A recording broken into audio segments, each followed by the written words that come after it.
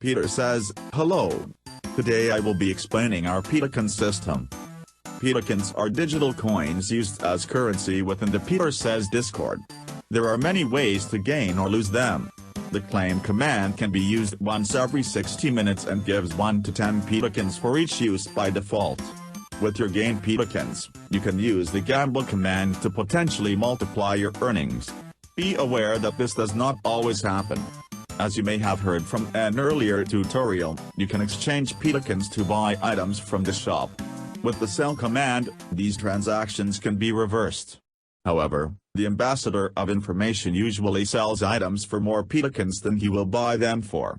Fighting the ambassador of information is another way to gain Petokens, but if all players are defeated, they will lose 5% of their total Petoken count.